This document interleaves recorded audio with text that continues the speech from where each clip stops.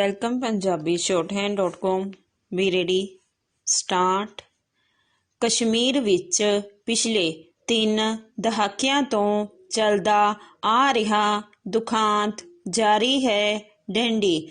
ਇਸ ਲਈ ਉੱਥੇ ਦੇ ਆਮ ਨਾਗਰਿਕਾਂ ਤੇ ਉਂਗਲੀ ਨਹੀਂ ਚੁੱਕੀ ਜਾ ਸਕਦੀ, ਕਿਉਂਕਿ ਲਸ਼ਕਰ-ਏ-ਤਾਇਬਾ ਅਤੇ ਜੈਸ਼-ਏ-ਮੁਹੰਮਦ ਵਰਗੇ ਕੁਝ ਅੱਤਵਾਦੀ ਸੰਗਠਨ ਇਹ ਧਾਰੀ ਬੈਠੇ ਹਨ ਕਿ ਉਹ ਵਾਦੀ 'ਤੇ ਕਬਜ਼ਾ ਕਰਕੇ ਹੀ ਰਹਿਣਗੇ ਡੰਡੀ। ਪਾਕਿਸਤਾਨ ਨੇ ਵੀ ਆਪਣੀ ਹੋਂਦ ਤੋਂ ਹੀ ਇਹ ਧਾਰਨਾ ਬਣਾਈ ਹੋਈ ਹੈ ਕਿ ਕਸ਼ਮੀਰ ਵਾਦੀ ਉਸ ਦਾ ਹਿੱਸਾ ਹੈ ਡੰਡੀ। ਇਸ ਵਾਦੀ ਦੇ ਇੱਕ ਵੱਡੇ ਹਿੱਸੇ 'ਤੇ ਤਾਂ ਉਹ ਪਹਿਲਾਂ ਹੀ ਕਬਜ਼ਾ ਹੋ ਚੁੱਕਾ ਹੈ ਡੰਡੀ। ਇਸ ਦੇ ਨਾਲ ਹੀ ਉਹ ਭਾਰਤੀ ਕਸ਼ਮੀਰ ਦੇ ਬਾਕੀ ਦੇ ਹਿੱਸੇ 'ਤੇ ਵੀ ਆਪਣਾ ਹੱਕ ਸਮਝਦਾ ਹੈ ਡੰਡੀ।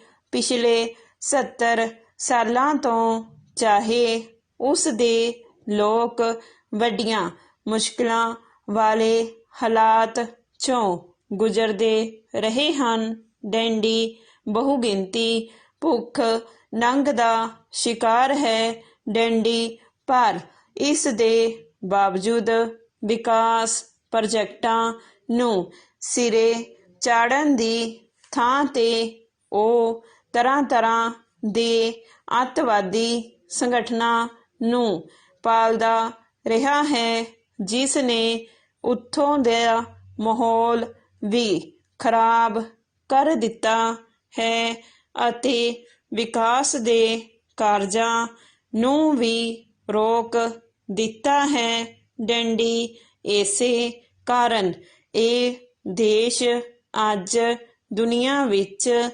ਅੱਤਵਾਦੀਆਂ ਨੂੰ ਪਨਾਹ ਦੇਣ ਵਾਲੇ ਦੇਸ਼ਾਂ ਵਜੋਂ ਜਾਣਿਆ ਜਾਣ ਲੱਗਾ ਹੈ ਡੰਡੀ।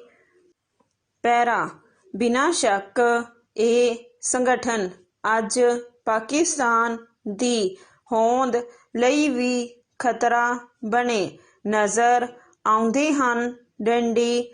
ਹੁਣ ਤੱਕ ਉੱਥੇ 70,000 ਦੇ ਕਰੀਬ ਲੋਕ ਇਨ੍ਹਾਂ ਸੰਗਠਨਾਂ ਵੱਲੋਂ ਫੈਲਾਈ ਹਿੰਸਾ ਦੀ ਭੇਟ ਚੜ੍ਹ ਚੁੱਕੇ ਹਨ ਡੰਡੀ। ਪਰ ਇਸ ਸਭ ਕੁਝ ਦੇ ਬਾਵਜੂਦ ਉਸ ਨੇ ਕਸ਼ਮੀਰ ਨੂੰ ਹਥਿਆਉਣ ਸੰਬੰਧੀ ਆਪਣੀ ਨੀਤੀ ਵਿੱਚ ਕੋਈ ਤਬਦੀਲੀ ਨਹੀਂ ਕੀਤੀ, ਸਗੋਂ ਉਹ ਭਾਰਤ ਦੇ ਵਿਰੁੱਧ ਵਿੱਚ ਖੜ੍ਹੇ ਇਨ੍ਹਾਂ ਸੰਗਠਨਾਂ ਦੀ ਹਰ ਤਰ੍ਹਾਂ ਨਾਲ ਪੁਸ਼ਤ-ਪਨਾਹੀ ਹੀ ਕਰਦਾ ਆਇਆ ਹੈ ਡੰਡੀ।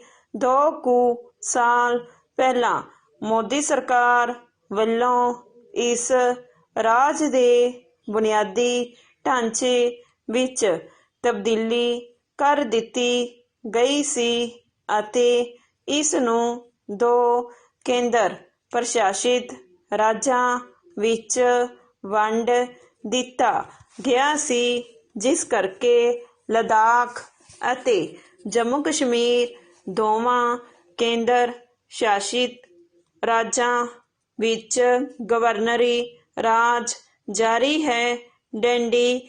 ਚਾਹੇ ਵਾਦੀ ਦੀਆਂ ਸਥਾਨਕ ਅਤੇ ਇਸ ਦੇ ਨਾਲ ਕੌਮੀ ਪਾਰਟੀਆਂ ਵੀ ਇਹ ਮੰਗ ਕਰ ਰਹੀਆਂ ਹਨ ਕਿ ਇਸ ਨੂੰ ਮੁੜ ਸੂਬੇ ਦਾ ਦਰਜਾ ਦੇ ਕੇ ਇੱਕ ਲੋਕਤੰਤਰੀ ਸਰਕਾਰ ਦੀ ਸਥਾਪਨਾ ਕੀਤੀ ਜਾਏ। ਪਰ ਇਸ ਦੇ ਨਾਲ-ਨਾਲ ਇਹ ਯਕੀਨ ਨਹੀਂ ਬੱਝਦਾ ਕਿ ਕੋਈ ਨਵੀਂ ਸਰਕਾਰ ਵੀ ਹਾਲਾਤ ਵਿੱਚ ਤਬਦੀਲੀ ਕਰਨ ਦੇ ਯੋਗ ਹੋ ਸਕੇਗੀ। ਡੰਡੀ 2 ਸਾਲ ਦੇ ਗਵਰਨਰੀ ਰਾਜ ਵਿੱਚ ਸਟਾਪ।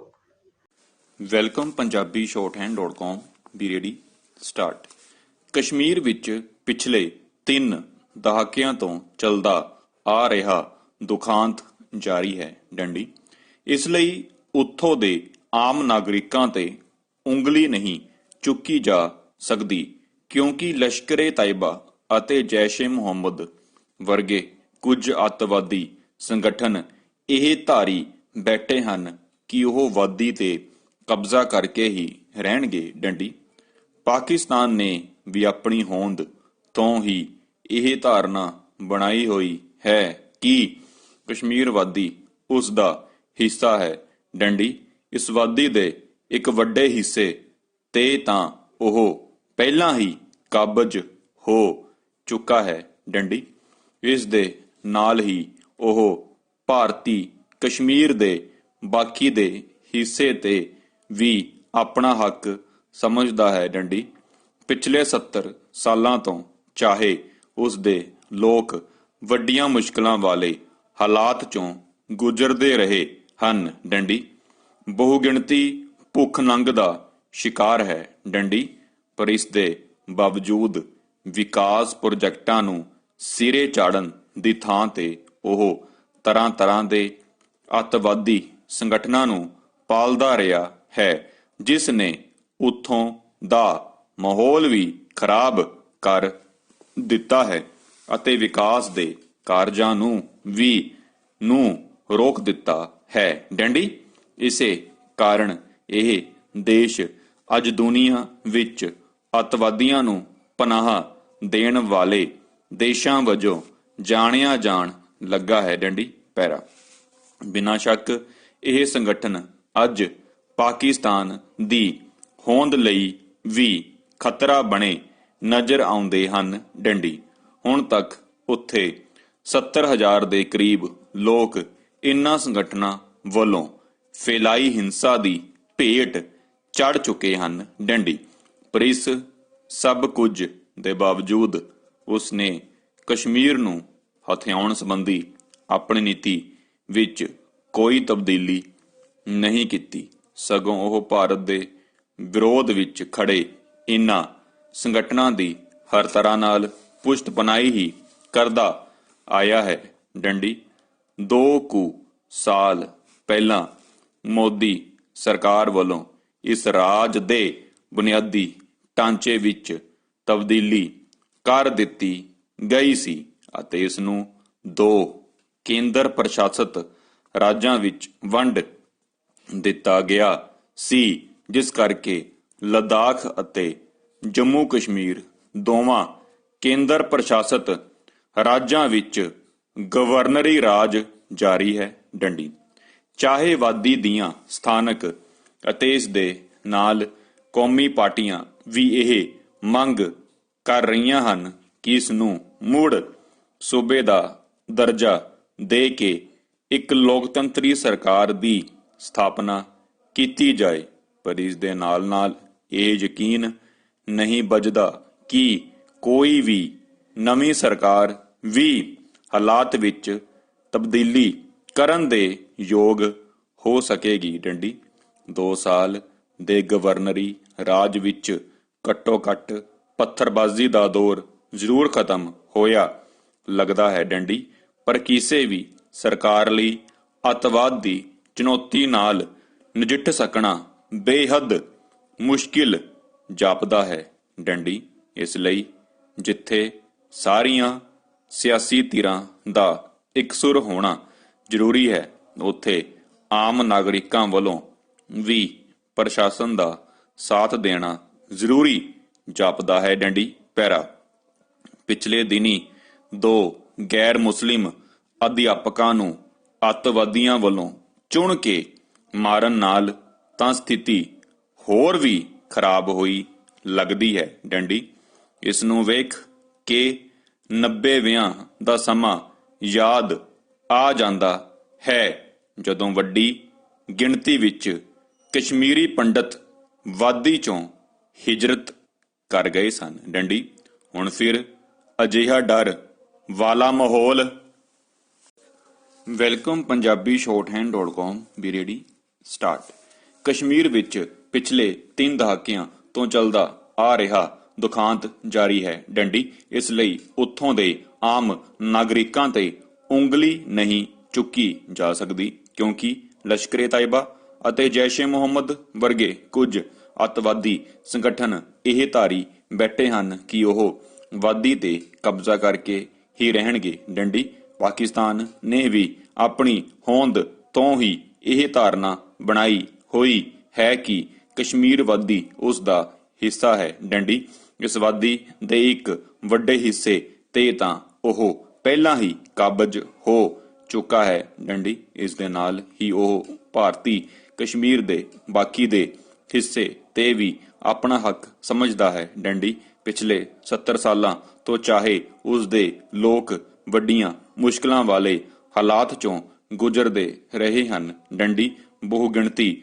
ਭੁੱਖ-ਨੰਗ ਦਾ ਸ਼ਿਕਾਰ ਹੈ। ਡੰਡੀ ਪਰ ਇਸ ਦੇ ਬਾਵਜੂਦ ਵਿਕਾਸ ਪ੍ਰੋਜੈਕਟਾਂ ਨੂੰ ਸਿਰੇ ਚਾੜਨ ਦੀ ਥਾਂ ਤੇ ਉਹ ਤਰ੍ਹਾਂ-ਤਰ੍ਹਾਂ ਦੇ ਅੱਤਵਾਦੀ ਸੰਗਠਨਾਂ ਨੂੰ ਪਾਲਦਾ ਰਿਹਾ ਹੈ, ਜਿਸ ਨੇ ਉੱਥੋਂ ਦਾ ਮਾਹੌਲ ਵੀ ਖਰਾਬ ਕਰ ਦਿੱਤਾ ਹੈ ਅਤੇ ਵਿਕਾਸ ਦੇ ਕਾਰਜਾਂ ਨੂੰ ਰੋਕ ਦਿੱਤਾ ਹੈ। ਡੰਡੀ ਇਸੇ ਕਾਰਨ ਇਹ ਦੇਸ਼ ਅੱਜ ਦੁਨੀਆ ਵਿੱਚ ਅੱਤਵਾਦੀਆਂ ਨੂੰ ਪਨਾਹ ਦੇਣ ਵਾਲੇ ਦੇਸ਼ਾਂ ਵਜੋਂ ਜਾਣਿਆ ਜਾਣ ਲੱਗਾ ਹੈ। ਡੰਡੀ ਪੈਰਾ ਬਿਨਾਂ ਸ਼ੱਕ ਇਹ ਸੰਗਠਨ ਅੱਜ ਪਾਕਿਸਤਾਨ ਦੀ ਹੋਂਦ ਲਈ ਵੀ ਖਤਰਾ ਬਣੇ ਨਜ਼ਰ ਆਉਂਦੇ ਹਨ। ਡੰਡੀ ਹੁਣ ਤੱਕ ਉੱਥੋਂ 70,000 ਦੇ ਕਰੀਬ ਲੋਕ ਇਨ੍ਹਾਂ ਸੰਗਠਨਾਂ ਵੱਲੋਂ ਫੈਲਾਈ ਹਿੰਸਾ ਦੀ ਭੇਟ ਚੜ੍ਹ ਚੁੱਕੇ ਹਨ। ਡੰਡੀ ਪਰ ਇਸ ਸਭ ਕੁਝ ਦੇ ਬਾਵਜੂਦ ਉਸਨੇ ਕਸ਼ਮੀਰ ਨੂੰ ਹਥਿਆਉਣ ਸੰਬੰਧੀ ਆਪਣੀ ਨੀਤੀ ਵਿੱਚ ਕੋਈ ਤਬਦੀਲੀ ਨਹੀਂ ਕੀਤੀ, ਸਗੋਂ ਉਹ ਭਾਰਤ ਦੇ ਵਿਰੋਧ ਵਿੱਚ ਖੜੇ ਇਨ੍ਹਾਂ ਸੰਗਠਨਾਂ ਦੀ ਹਰ ਤਰ੍ਹਾਂ ਨਾਲ ਪੁਸ਼ਤਪਨਾਹੀ ਹੀ ਕਰਦਾ ਆਇਆ ਹੈ। ਡੰਡੀ 2 ਸਾਲ ਪਹਿਲਾਂ ਮੋਦੀ ਸਰਕਾਰ ਵੱਲੋਂ ਇਸ ਰਾਜ ਦੇ ਬੁਨਿਆਦੀ ਢਾਂਚੇ ਵਿੱਚ ਤਬਦੀਲੀ ਕਰ ਦਿੱਤੀ ਗਈ ਸੀ ਅਤੇ ਇਸ ਨੂੰ 2 ਕੇਂਦਰ ਪ੍ਰਸ਼ਾਸਤ ਰਾਜਾਂ ਵਿੱਚ ਵੰਡ ਦਿੱਤਾ ਗਿਆ ਸੀ, ਜਿਸ ਕਰਕੇ ਲੱਦਾਖ ਅਤੇ ਜੰਮੂ ਕਸ਼ਮੀਰ ਦੋਵਾਂ ਕੇਂਦਰ ਪ੍ਰਸ਼ਾਸਤ ਰਾਜਾਂ ਵਿੱਚ ਗਵਰਨਰੀ ਰਾਜ ਜਾਰੀ ਹੈ। ਡੰਡੀ ਚਾਹੇ ਵਾਦੀ ਦੀਆਂ ਸਥਾਨਕ ਅਤੇ ਇਸ ਦੇ ਨਾਲ ਕੌਮੀ ਪਾਰਟੀਆਂ ਵੀ ਇਹ ਮੰਗ ਕਰ ਰਹੀਆਂ ਹਨ ਕਿ ਇਸ ਨੂੰ ਮੁੜ ਸੂਬੇ ਦਾ ਦਰਜਾ ਦੇ ਕੇ ਇੱਕ ਲੋਕਤੰਤਰੀ ਸਰਕਾਰ ਦੀ ਸਥਾਪਨਾ ਕੀਤੀ ਜਾਏ, ਪਰ ਇਸ ਦੇ ਨਾਲ ਨਾਲ ਇਹ ਯਕੀਨ ਨਹੀਂ ਬਚਦਾ ਕਿ ਕੋਈ ਨਵੀਂ ਸਰਕਾਰ ਵੀ ਹਾਲਾਤ ਵਿੱਚ ਤਬਦੀਲੀ ਕਰਨ ਦੇ ਯੋਗ ਹੋ ਸਕੇਗੀ। ਡੰਡੀ 2 ਸਾਲ ਦੇ ਗਵਰਨਰੀ ਰਾਜ ਵਿੱਚ ਘੱਟੋ-ਘੱਟ ਪੱਥਰਬਾਜ਼ੀ ਦਾ ਦੌਰ ਜ਼ਰੂਰ ਖਤਮ ਹੋਇਆ ਲੱਗਦਾ ਹੈ। ਡੰਡੀ ਪਰ ਕਿਸੇ ਵੀ ਸਰਕਾਰ ਲਈ ਅੱਤਵਾਦ ਦੀ ਚੁਣੌਤੀ ਨਾਲ ਨਜਿੱਠ ਸਕਣਾ ਬੇਹੱਦ ਮੁਸ਼ਕਿਲ ਜਾਪਦਾ ਹੈ। ਡੰਡੀ ਇਸ ਲਈ ਜਿੱਥੇ ਸਾਰੀਆਂ ਸਿਆਸੀ ਧਿਰਾਂ ਦਾ ਇਕਸੁਰ ਹੋਣਾ ਜ਼ਰੂਰੀ ਹੈ, ਉੱਥੇ ਆਮ ਨਾਗਰਿਕਾਂ ਵੱਲੋਂ ਵੀ ਪ੍ਰਸ਼ਾਸਨ ਦਾ ਸਾਥ ਦੇਣਾ ਜ਼ਰੂਰੀ ਜਾਪਦਾ ਹੈ। ਡੰਡੀ ਪੈਰਾ ਪਿਛਲੇ ਦਿਨੀ 2 ਗੈਰ ਮੁਸਲਿਮ ਅਧਿਆਪਕਾਂ ਨੂੰ ਅੱਤਵਾਦੀਆਂ ਵੱਲੋਂ ਚੁਣ ਕੇ ਮਾਰਨ ਨਾਲ ਤਾਂ ਸਥਿਤੀ ਹੋਰ ਵੀ ਖਰਾਬ ਹੋਈ ਲੱਗਦੀ ਹੈ। ਡੰਡੀ ਇਸ ਨੂੰ ਵੇਖ ਕੇ 90ਵਿਆਂ ਦਾ ਸਮਾਂ ਯਾਦ ਆ ਜਾਂਦਾ ਹੈ, ਜਦੋਂ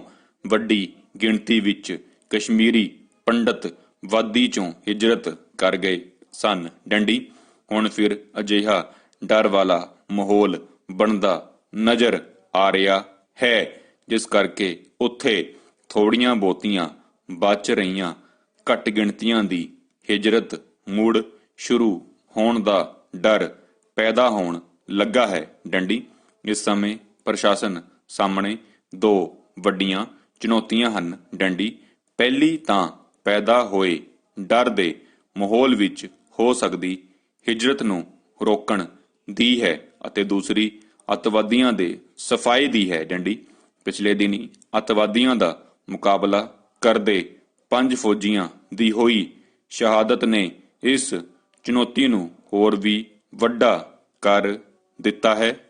ਸਟਾਪ।